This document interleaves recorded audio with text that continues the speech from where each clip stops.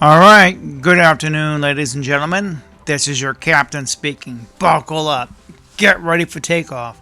Today, we're flying into the territory of the Charlie Kirk phenomenon. Yes, our destination today, we'll be visiting his memorial and talk about the overall phenom that is Charlie Kirk. And so what I'm going to do, we're going to go down history lane. We're going to go down memory lane and try to put into historical context here what's going on. There's a phenomenon about Charlie Kirk. I mean, this YouTuber who went on various college campuses, gave debates. Over the years, he kind of built up an audience, but he wasn't really super famous. Not really. Even with Turning Point USA, one of many organizations that helped get Trump elected. One of many. And so, yeah, he had a grassroots movement with Turning Point, but he wasn't alone. There were several just like it. And so, there's something not adding up about this whole phenomenon. Something about his memorial service that looks something just off. With all due respect, my prayers go to his widowed wife. My prayers go to his kids. He's got another one on the way. And so, no disrespect. My thoughts and prayers go out to the family. And there are people having vigils all across America, all over the world. But that's normal for any celebrity, right? So let's talk about this. Okay.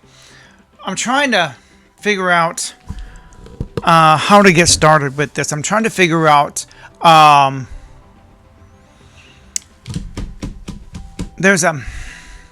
Okay.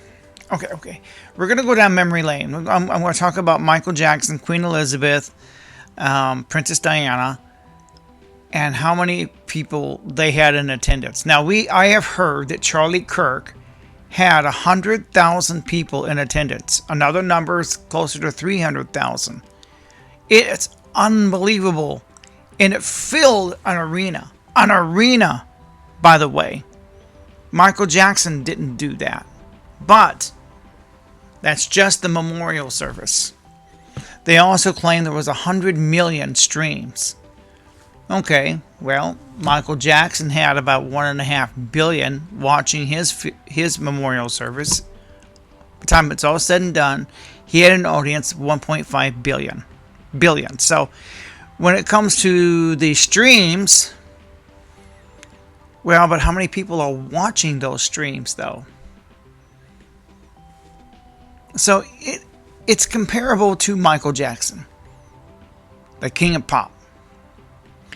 But the difference between Michael and Charlie, Michael was a Grammy winner.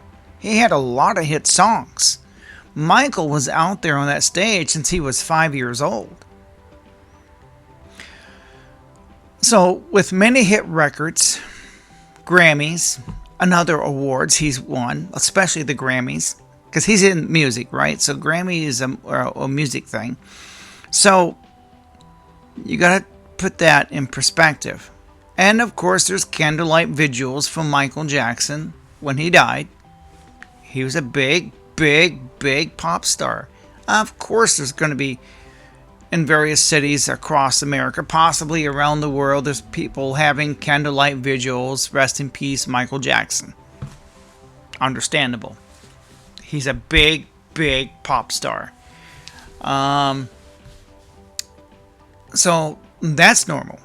You can take the Charlie Kirk and say, look at all these vigils people are having. I said, well, Michael Jackson had a few too, but not on this magnitude. There were a few vigils from Michael Jackson, yes, but not on this magnitude like Charlie Kirk's got. Not only that, But what if this whole thing is starting a new religion? That's what bothers me about the whole thing. Because they claim that Turning Point's going to be having up to 60,000 new chapters. From 1,600 to 60,000. Now, we don't know how many of them are genuine, how many of them will still be here a year from now. That number's probably be closer to 15 or 20,000, but that's still a significant growth. It's like planting churches all over the world. So I'm sitting here going, there's something not adding up about this whole thing. All right. So I asked GPT, let's go down memory lane. And this is what I asked my AI. I said, Charlie Kirk's memorial service had 100,000 in attendance. That's the numbers I'm hearing. Plus 100 million streams. Is there anyone in history with those numbers? Maybe Michael Jackson or Elvis or Princess Diana. Think about it. Now, you think about Elvis Presley. Now, yes, there were candlelight vigils when he died. That's understandable. He's a big celeb, right? It's like Michael, right? Very, very understandable. There's bound to be candlelight vigils. People still visit Graceland today. But I don't recall there being 10,000 new fan clubs opening up. Now, there are followers and there are people who impersonate Elvis to this day. People visit Graceland to this day. Was it a religion, a political movement, an ideological movement? No. It was none of those things. The impersonators just sing his songs, pay tribute, pay homage to Elvis Presley. Same thing with Michael. I think there are impersonators now for Michael. I remember there were Elvis sightings. I saw Elvis at Burger King. Oh my God, Elvis is having a Whopper at Burger King. Remember that? There are people who say Elvis faked his death. But this video is not about Elvis. This video is about the Charlie Kirk phenomenon. I'm just trying to compare it to the past. See what I'm saying? So I remember when Elvis died. I remember all the Elvis sightings, conspiracies about his death. The candlelight vigils that they had for Elvis. People still visit Graceland. Yes, that is true. But is this Charlie Kirk thing a real phenomenon? Has this happened before when somebody dies? Well, considering Elvis had 50 gold records, considering he had his Aloha from Hawaii with 1 billion viewers in 1973, and you compare it to the number of people that seen Michael's funeral or his memorial service, altogether about 1.5 billion. Okay, that's a comparable number to Elvis Aloha from Hawaii. You say Charlie Kirk had 100 million streams. Well, that's really not a lot if you think about the population of the planet compared to 1973 when Elvis did his Aloha thing from Hawaii. That's also, it's quite a bit bigger. We have more devices now, more opportunity to see things in real time. There's just so many more options now. I remember when John Lennon died, there weren't 20,000 John Lennon chapters opening up around the world. I mean, people mourned when John Lennon was shot. You know, the Beatle, John Lennon. So I don't remember that starting a religion. Now, Elvis did have fan clubs. Michael Jackson had a fan club. So, okay, back to, okay. So my chat GPT says, I found a few high-profile memorials, funerals that can be compared, though none seems a perfect match to 100K in attendance. Oh, that's mind-boggling. No one had 100,000 in attendance at a funeral. Not even Michael. Not even Elvis. Not Princess Diana. Let's go down the numbers. Let's go down memory lane. And then I'm probably going to look up Martin Luther King. We should probably include him in this mix. If we're going to do some comparisons, some historical context here, yeah. Let's start with these. 100 million streams, especially because streams is a modern metric and many big funerals happened before streaming was available. Here are some notable ones to help you see how this compares. Okay, let's compare it. Let's start with Princess Diana. 1997, she passed away. In-person attendance. 2,000 people at Westminster Abbey attended the ceremony. Viewership streams global audience. Worldwide TV audience estimate 2 to 2.5 billion people. So, to say that Charlie Kirk phenomenon is a real phenomenon, the only difference is the number of turning point chapters opening up around the world. That's how this differs from the list I'm giving you. Michael Jackson passed away in 2009. Very limited physical attendees. About 8,750 tickets were issued. Random draws plus others with credentials. In the U.S., 31.1 million TV viewers. Globally, estimates TV plus streaming ranged up to around 1.5 to 2 billion people watching in some manner. Okay, so you can say, well, Charlie Kirk had 100 million streams. Well, Michael Jackson had nearly 2 billion people watching his service. 2 billion. So, that's a comparable number. Queen Elizabeth II, 2,000 people in attendance at the state funeral ceremony. Estimates put the global viewership at 4.1 billion. I think that's exaggerated for Queen Elizabeth. Does 100K attendance and 100 million streams match any of those? The in-person attendance of 100,000 is much larger than formal invited attendance of Diana or the Queen's funerals, which were about 2,000. Michael Jackson's physical attendance at his memorial was also less, only a few thousand tickets, like we already said. On the streaming viewer side, 100 million or more is very plausible and even modest compared to some of these huge global events. Yes, so okay, we're comparing it, right? We're doing some comparisons here before some of the conservatives are going to say, oh my God, this is unprecedented. Well, the in-person attendance, now that is true, that is unprecedented. That part they got right, but the streaming, now we've had big events like this before. So yes, there are people in history whose memorials, funerals had a far greater numbers globally in terms of viewers or audience than 100 million. Princess Diana and the Queen are prime examples. Also Michael Jackson to a large extent. Yes, Michael Jackson. But, however, the combination of 100,000 physically attending plus 100 million streaming is less commonly documented in many big state funerals and memorials. So the fact that you had 100,000 plus in an attendance, that's a phenomenon in and of itself. The phenomenon of many chapters.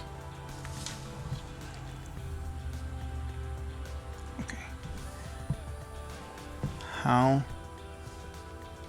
about Martin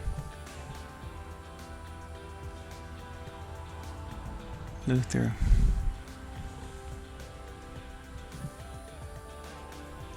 King? Okay. So,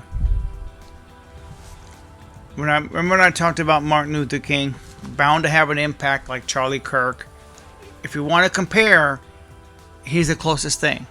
because he had a political and impact, just like Charlie did. Let's stick with politics. Michael was the king of pop. Elvis is the king of rock.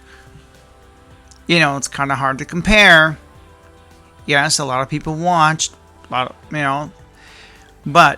Martin Luther had an impact on this country, just like Charlie did. He helped, where black people don't have to sit at the back of the bus anymore, or use a particular water fountain, or not allowed in certain restaurants, which is, in my opinion, stupid. You're there to make money. I mean, if you don't want this black person in your restaurant, fine. Come to my restaurant. I'll serve you. I'm there to make money.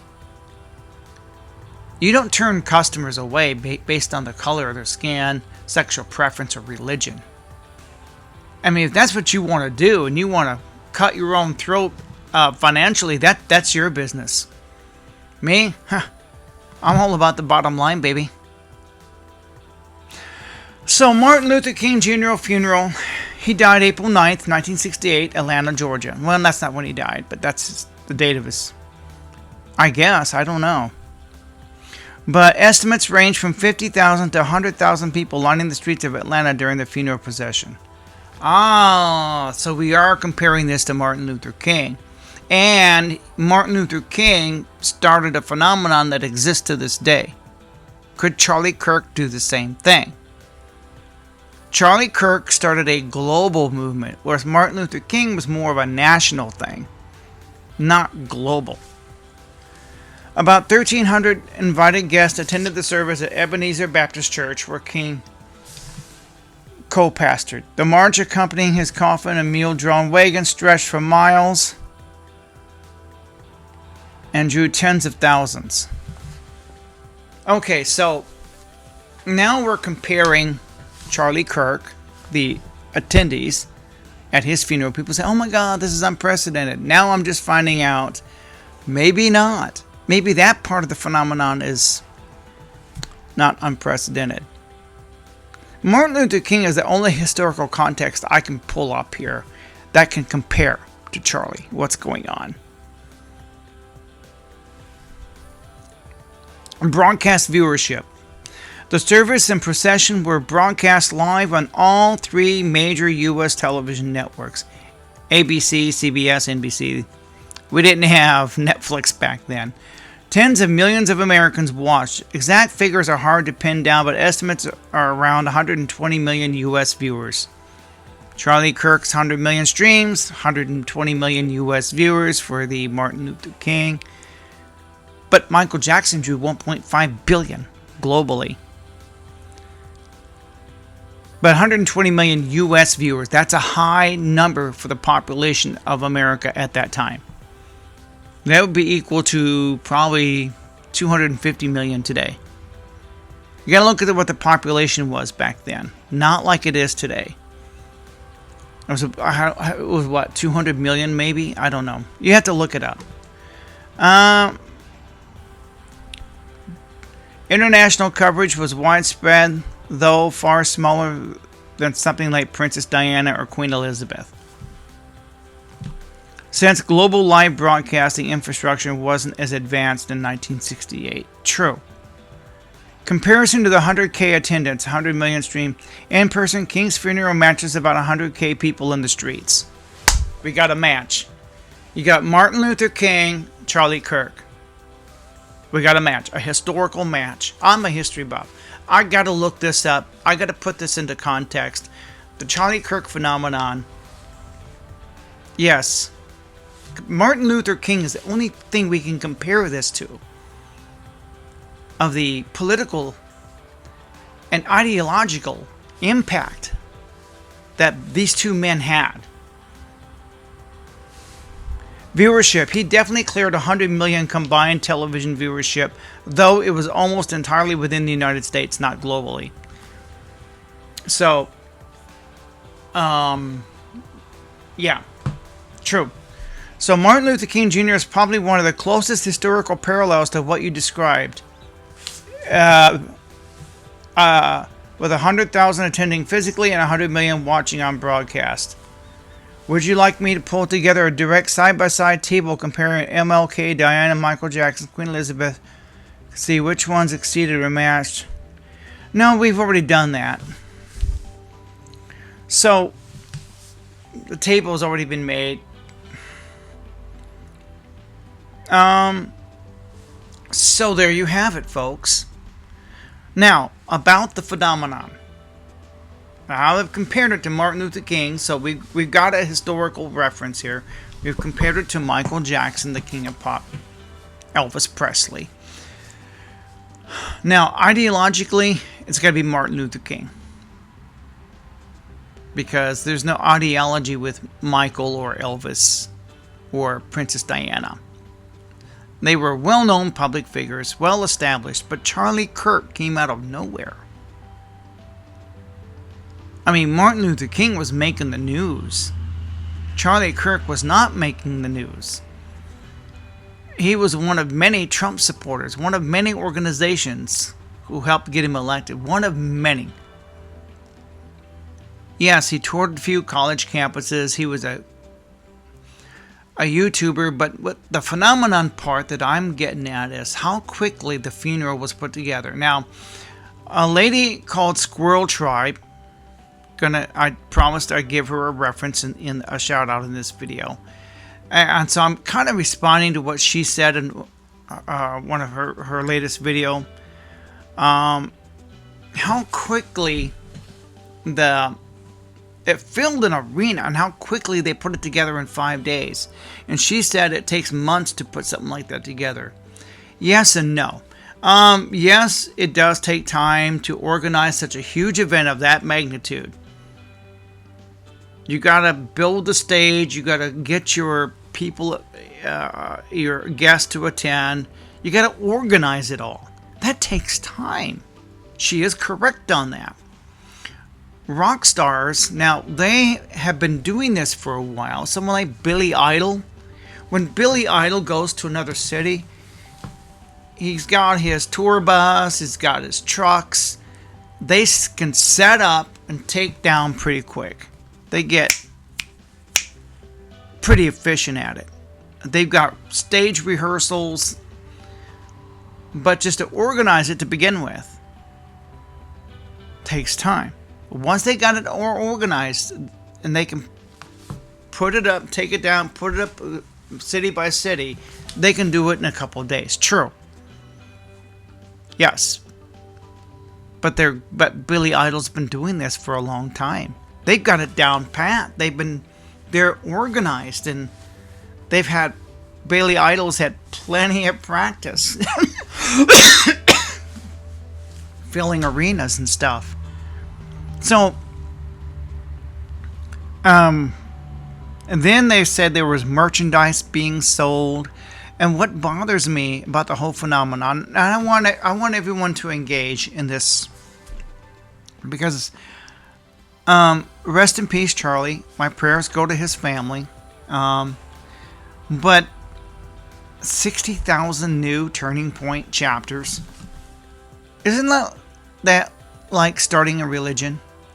And I'm just like, something feels off. No one ever heard of Charlie, hardly. He was a random YouTuber. One of many YouTubers doing what he does. There were several copycats doing the same thing he was doing. And Turning Point USA is a multi-million-dollar organization.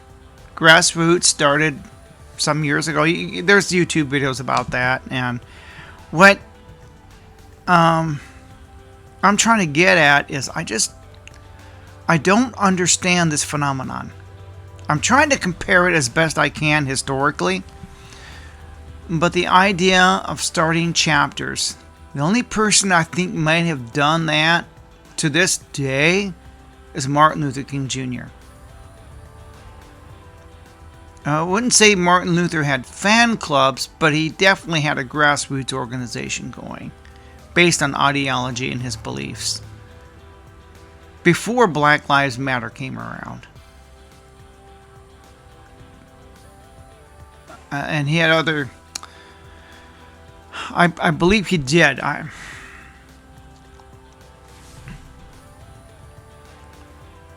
Let me ask ChatGPT.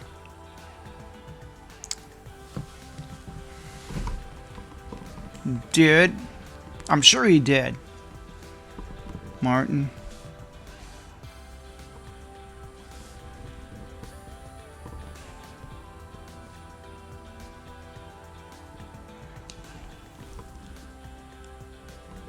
have a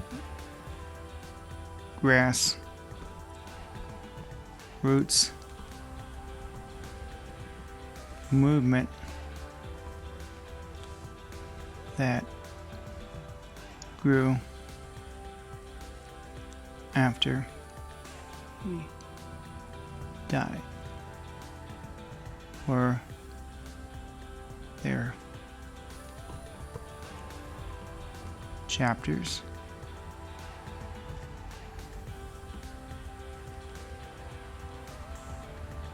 and was organized?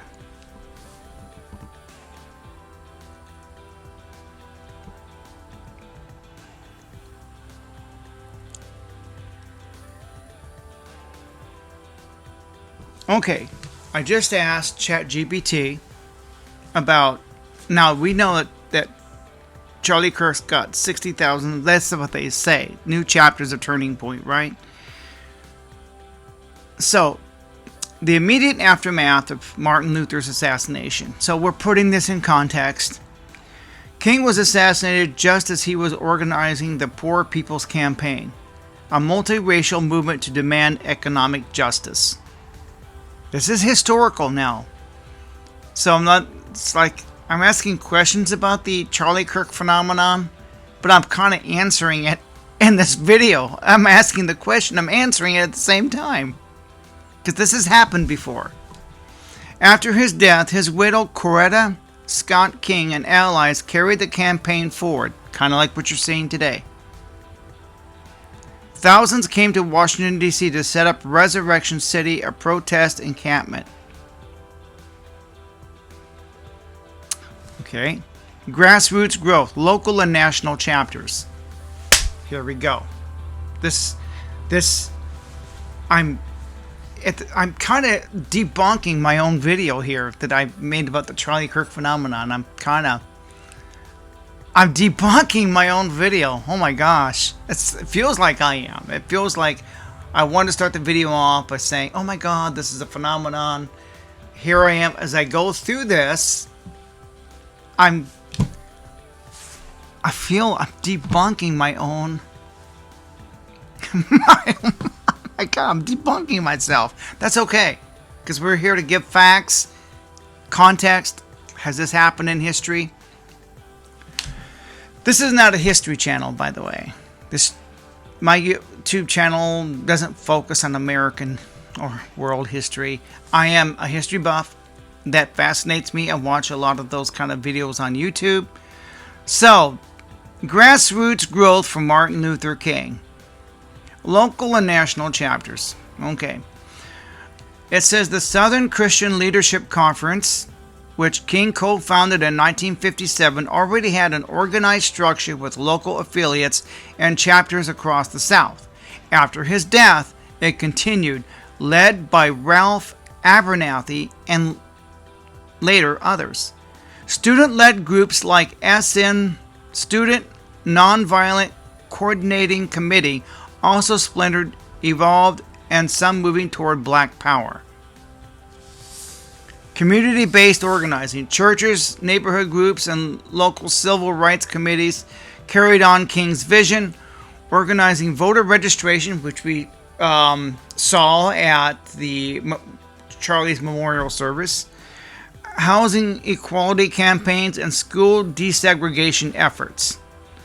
Many leaders explicitly framed their work as carrying forward King's legacy. This is what you're going to see today with Charlie Kirk. This is exactly what you're going to see today. So, this has happened before. So, in a way, I'm debunking my own video here and debunking the Charlie Kirk phenomenon as, okay, it is a phenomenon, but it's happened before. and before people say, oh my God, this has never happened before, this is unprecedented. No, it has happened before, and we can kind of predict where it's going to go based on history. Institutionalization, oh boy. Coretta Scott King became a central figure in preserving and spreading King's legacy. Charlie Kirk's wife is going to do the same thing. This is history repeating itself. I mean, you can almost predict what's going to happen next based on this. She founded the Martin Luther King Jr. Center for Nonviolent Social Change. See if she doesn't do something similar. In Atlanta in 1968, which became a hub for grassroots training in nonviolence. Nonviolence. We're talking about free speech with Charlie Kirk's wife. See if we don't repeat history. She also fought to establish MLK Day as a U.S. federal holiday. That's going to happen. I'm telling you, based on history. If Coretta Scott King did this for Martin Luther King, Charlie Kirk's wife is going to do this for her husband. You heard this first. There's going to be a national holiday after Charlie Kirk, who was named after Captain James T. Kirk of the Starship Enterprise. His name was Charlie James Kirk. Am I the only YouTuber? Am I the only person on this platform saying this who noticed that? Look it up! It's true. Charlie James Kirk. Nobody has put that together yet. King's philosophy of nonviolence. Kind of like Charlie Kirk's philosophy of nonviolence. He says that, and yet there were protests after he died. We say we don't burn down cities, we don't have piles of bricks. True. The conservative right isn't burning down cities like the libtards on the left. And they don't have piles of bricks that appear out of nowhere. Yeah, that's true. I mean, that is not happening. That is absolutely true. And we're all talking about nonviolence, free speech, same as King. Watch and see. There's going to be a national holiday. I'm telling you, based on this. King's philosophy was institutionalized in workshops, curricula, and activist training. It became a playbook for later grassroots movements, like the one we're seeing right now with Charlie Kirk. Anti-apartheid, labor organization, immigrant rights, and more. Okay. Comparison to other leaders. Unlike figures such as Princess Diana or Michael Jackson, whose influence after death was cultural, memorial, King's assassination sparked a sustained, organized, chapter-based grassroots movement. Okay. So what's happening with Charlie Kirk has happened before. It didn't happen with Diana. Didn't happen with Michael Jackson. Not even Elvis Presley. Despite, okay, people, they visit Graceland every year. We got Elvis impersonators, but there's no ideology. There's no grassroots movement going on here. There's no religion, which is what I fear with Charlie. So I'm trying to look up, has this happened before? Yes. Yes, yes, yes. His death accelerated activism and created long-lasting institutions that continued his fight to this day. To this day. So we can predict where turning point, what happened with Charlie. We can predict what's going to happen next.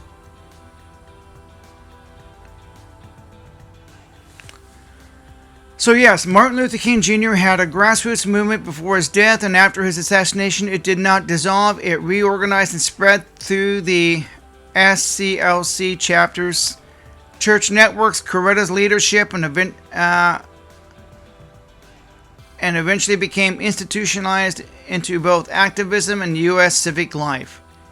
Same thing's going to happen here. Same thing. This is history repeating itself. You can predict what's going to happen based on what's happened here.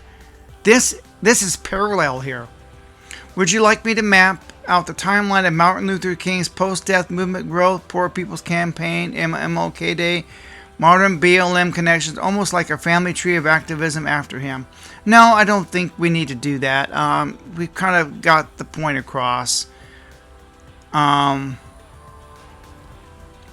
this is not about Martin Luther King. This is about the Charlie Kirk phenomenon. So we can see where this is going. And so, okay, what I'm seeing today, I saw the mass number of people at his memorial. Oh, the candlelight vigils. This has all happened before. Now, I wasn't alive back in the day of Martin Luther King. I'm only 58, but my dad was, and there are some of you watching who may have been alive during this time period. So I wasn't born until 67. Some of this happened, but I was just a toddler. I wouldn't have memory. It would only appear in my history books, which I've got some history books back here.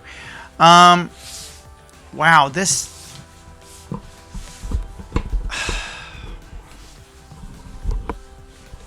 Wow, this is really, really amazing. It's like...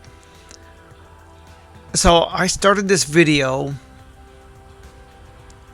was going to go down of... Well... It's a phenomenon. It is a phenomenon. I'm not denying that. I don't... As I kept looking stuff up, preparing for this video... And I kept going... And then I looked... Let's do Martin Luther King. He had a real impact. Lo and behold, I debunked my own video. You can comment below. Captain, you debunked your own video. Yeah, I kind of did. It was kind of like, it started off as I wanted to say, oh my God, it's a real phenomenon and I haven't seen anything like it. The more I dug, the more I'm going, no. This has happened before. Absolutely, it's happened before. And you can predict where it's going to go. As far as Charlie Kirk starting a religion, yeah, there's a religious tone to it. No denying that. There was a religious tone to Martin Luther King. You could have said the same thing back then. Oh my God, it's like planting churches. He's starting this movement, a cult. If you want to call it that, I wouldn't call it a cult. But some parts of it can be. Some parts of it are very cultish. And so, same with Charlie Kirk. Same thing. There's going to be thousands of new chapters opening up all over the world. That's the difference between Charlie King and Martin Luther. Is Martin Luther was mostly America, whereas Charlie is global. This is a global phenomenon, but you can compare it to Martin Luther King. Well, we're up to 38 minutes, and I want to thank everybody coming on board. If you're new to this channel, welcome to this channel. Like, comment, subscribe, like, comment, share. You know the routine. This is more of a serious video. And I know it's been a while. I've been working full-time plus overtime, and I haven't had the time. Plus, I have to wait for inspiration, and so I just want to say thank you to my subscribers. Thank you to my viewers. Because when I start a video, I go right into it. There's no clickbait here. So Jeremiah, don't you take time to thank your viewers? So I don't think about that, because when I start the video, I go right into it.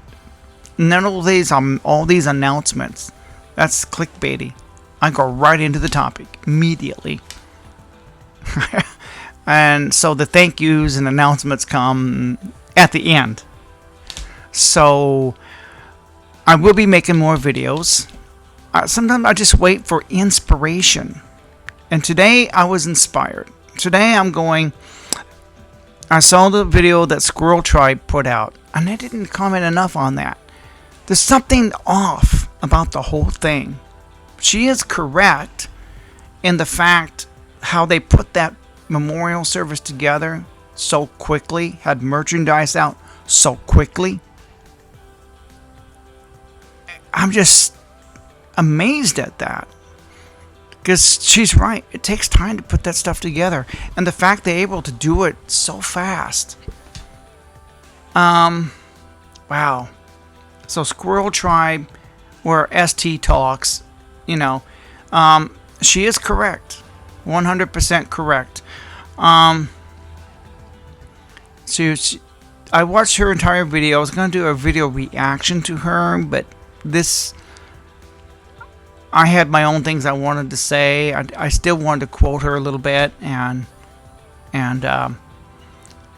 there's another Shannon Rice Lewis who also is starting to say something like something doesn't feel right about it. How quickly all this happened. I'm not the only one speculating, but I'm the only one who making reference to Captain Kirk. I'm the only one. But I want to thank everybody for watching. Thank everybody for coming on board this journey with me. We're up to 41 minutes. We really got to cut this off. We're going to have to say au gratin. Everybody knows my typical ending. So it's hard to say au revoir. So au gratin. Yes. Everybody knows what this is, right? It's the magic finger. This is being filmed on a 9th generation iPad Pro. What is this? It's getting ready to push the iPad's button. See, this is an iPad, so everyone wonders what camera I'm using. It's an iPad. Sometimes I use the iPhone. Getting ready to push that button. Look, it's aiming for it. Oh no, I'm pushing the button. Oh no! It's only you. Get back for me, babe. It's only you. Don't need a damn way. It's only you. Don't need a damn. It's only you.